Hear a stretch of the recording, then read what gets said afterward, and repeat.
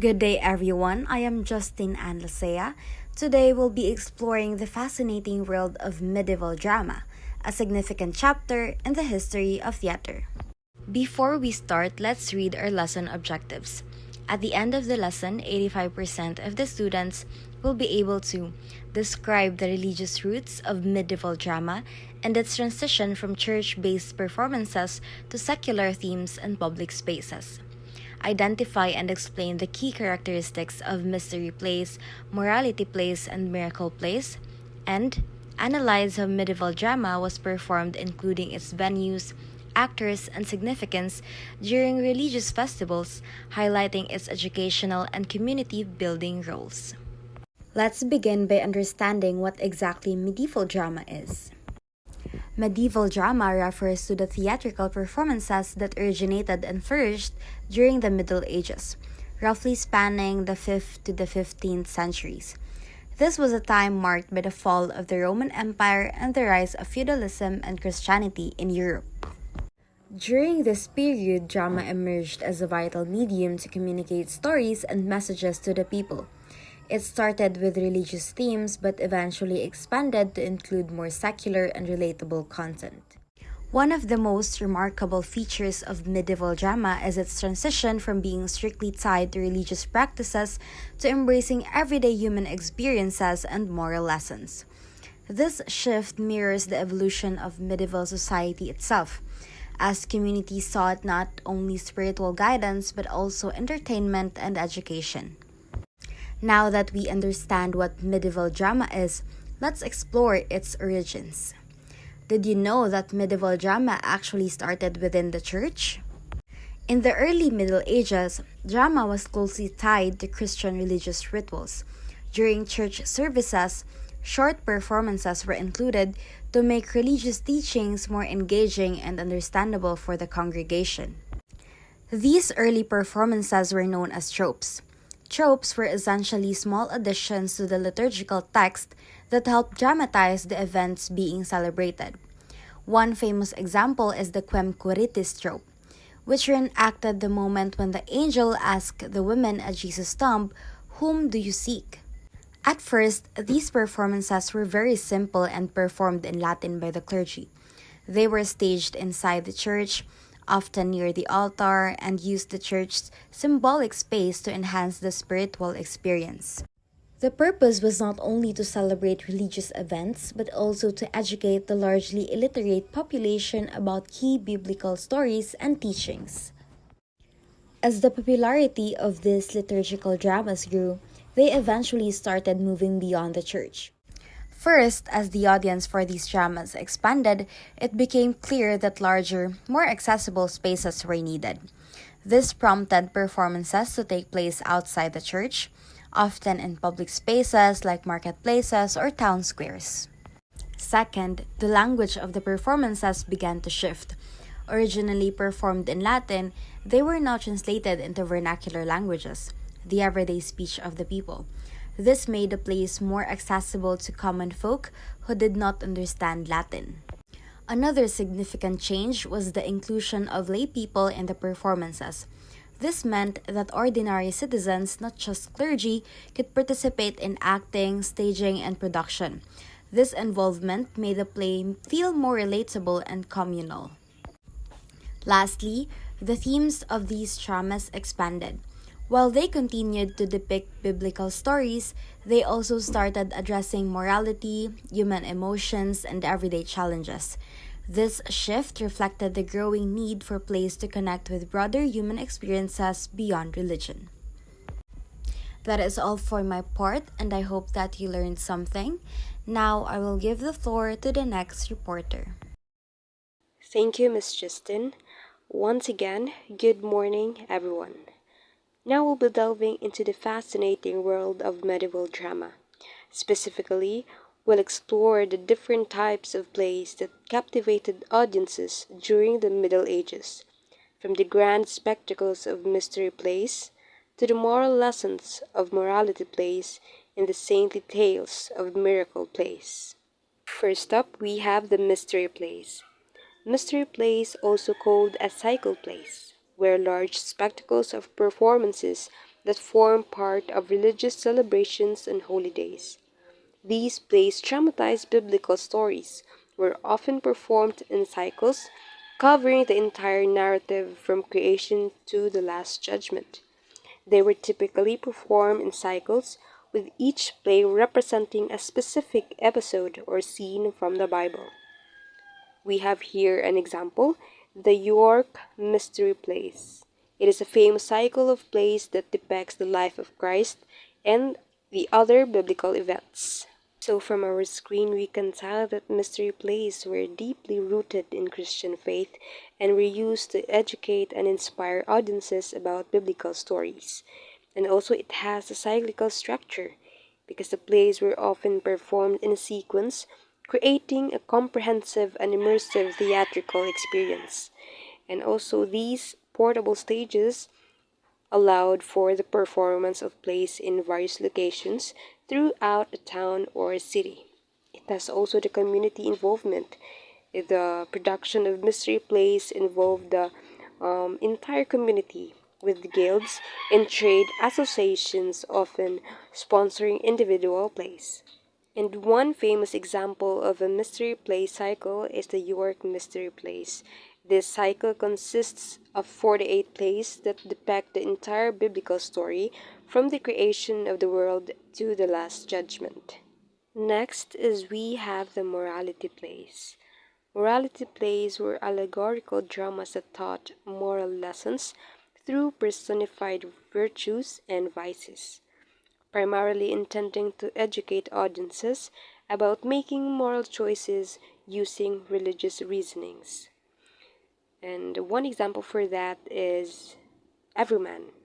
It is a famous morality play that personifies moral attributes and worldly goods, teaching the audience about the importance of living a virtuous life.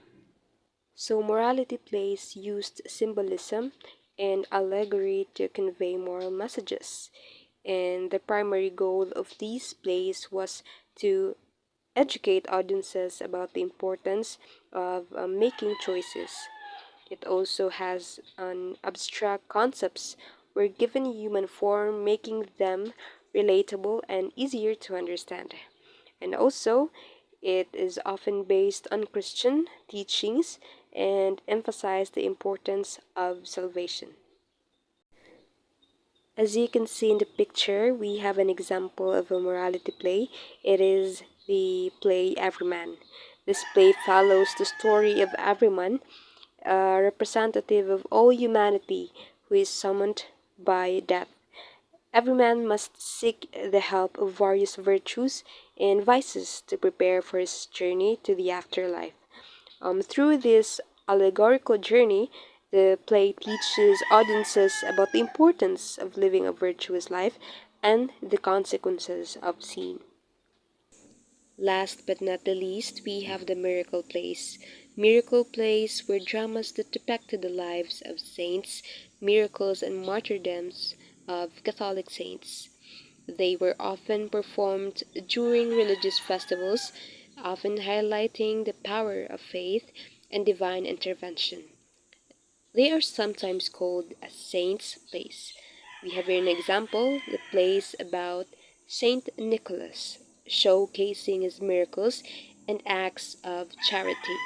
So miracle plays were deeply rooted in Catholic faith and often depicted miraculous events and divine interventions. The plays featured both historical and legendary saints drawing on a rich tapestry of religious stories. And also, it often conveyed moral lessons, emphasizing the importance of faith, piety, and good deeds.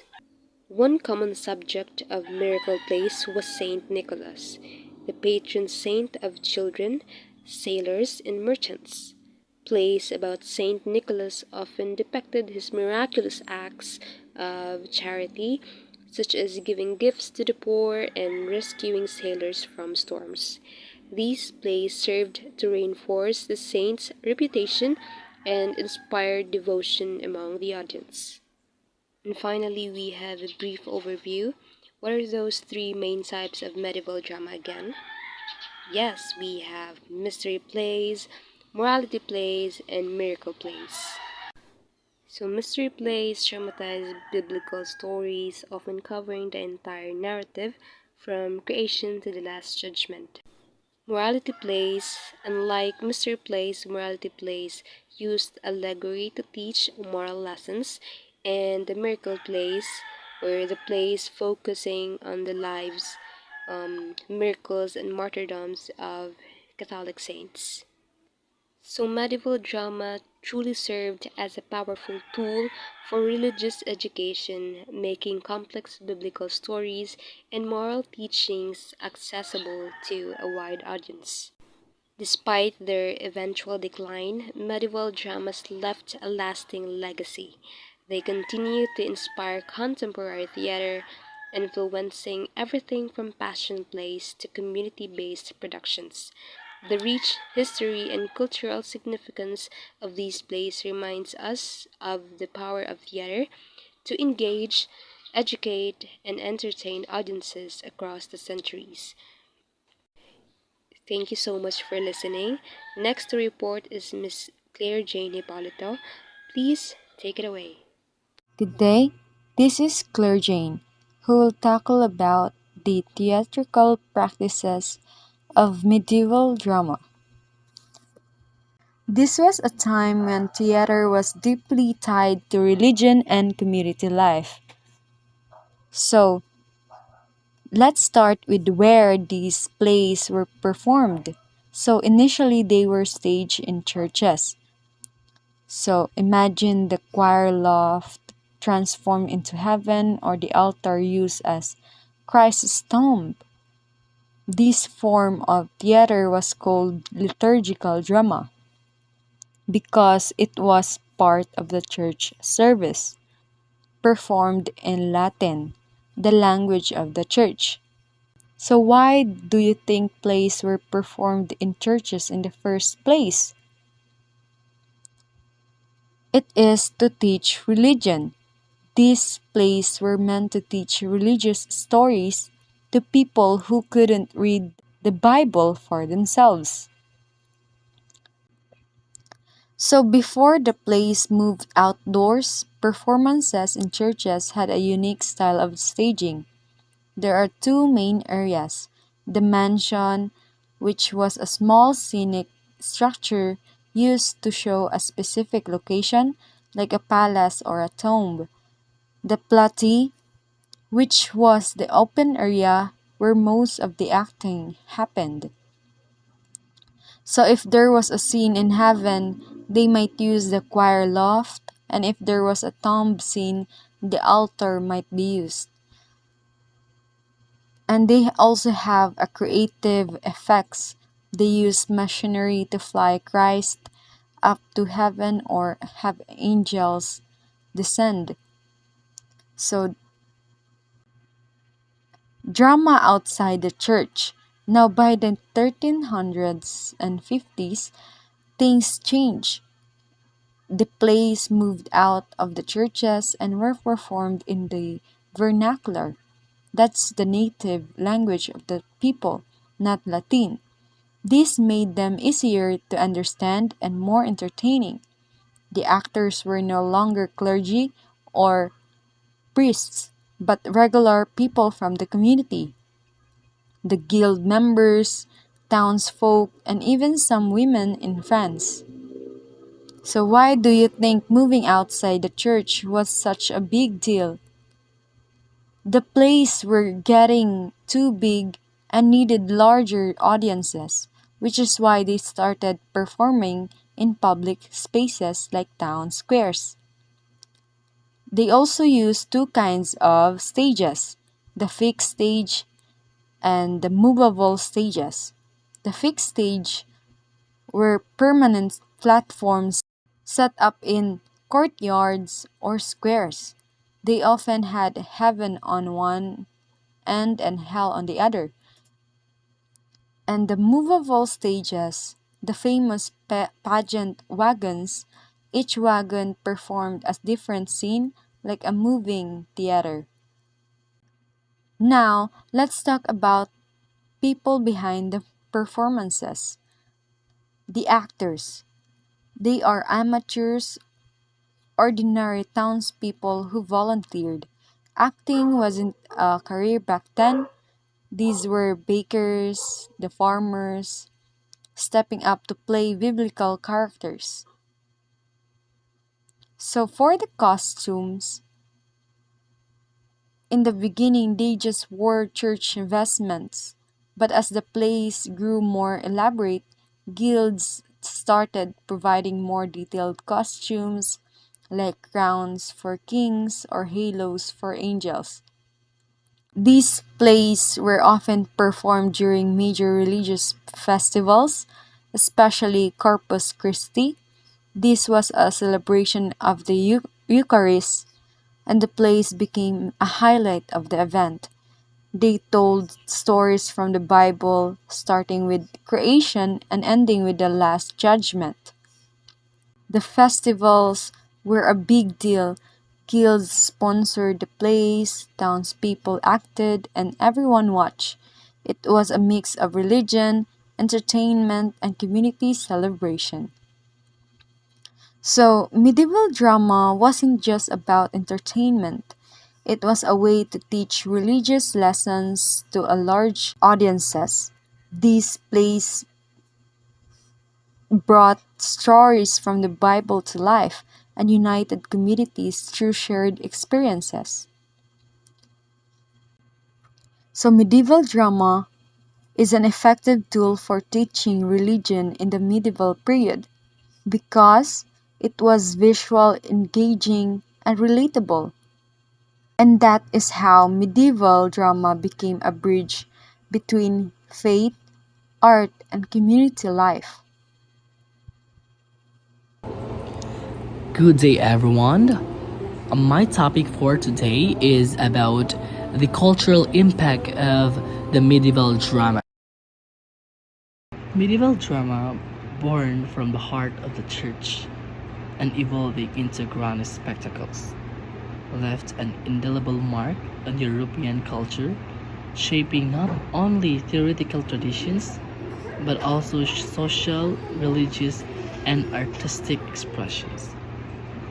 Its impact can be traced through several key areas. Here are the cultural impact of medieval drama. Number one, religious education and moral instruction. Medieval drama's roots lie in the church, where liturgical dramas were used to educate the largely illiterate populace about biblical stories and religious teachings. These performances, initially confined to the church service, gradually moved to public spaces, making religious narratives accessible to a wider audience. Number two is community involvement and civic pride. The population of medieval drama, particularly mystery and miracle plays, involved entire communities. Craft guilds took on the responsibility of staging these elaborate performances, fostering a sense of civic pride and strengthening social bonds. Pageant wagons, mobile stages and wheels allowed performances to travel throughout towns, making these events a shared experience for all. 3 is the rise of vernacular language and literature. The shift from Latin to vernacular languages in medieval drama was crucial in making performances more accessible and engaging for a wider audience. This transition contributed to the development of vernacular literature, encouraging writing and performance in local languages and helping to standardize regional dialects. Number 4 is the evolution of theoretical techniques and staging. Medieval drama saw the development of various staging techniques, including the use of pageant wagons, mansions, or small platforms, and elaborate costumes. These innovations influenced later theoretical practices and contributed to the evolution of stage design and performance styles. Number 5 is the incorporation of secular themes and social commentary. As medieval society evolved, drama began to incorporate secular themes, reflecting the growing influence of the urban merchant class and the emergence of humanist thought. Morally placed, with their allegorical characters representing virtues and vices, provided a platform for social commentary addressing contemporary issues such as corruption, greed, and the struggle between good and evil. Number 6 is shaping visual culture and artistic expression. Medieval drama influenced visual culture, inspiring artists to depict biblical scenes in painting and sculptures, and impacting the design of church interiors and exteriors. Number 7 is laying the foundation for Renaissance drama. The secularization of medieval drama, the development of theoretical techniques, and the use of vernacular languages paved the way for the flourishing of Renaissance drama. Playwrights like Shakespeare drew upon the traditions established in the medieval period, expanding upon the themes and styles that had emerged during the earlier era.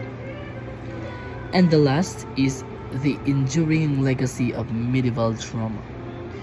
The impact of medieval drama continues to resonate in contemporary performance.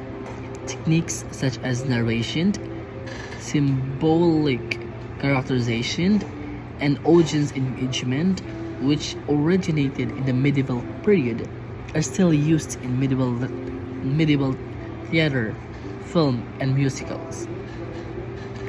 In conclusion, medieval drama played a pivotal role in shaping European culture, influencing religious practices, social dynamics, artistic expression, and the development of theoretical traditions.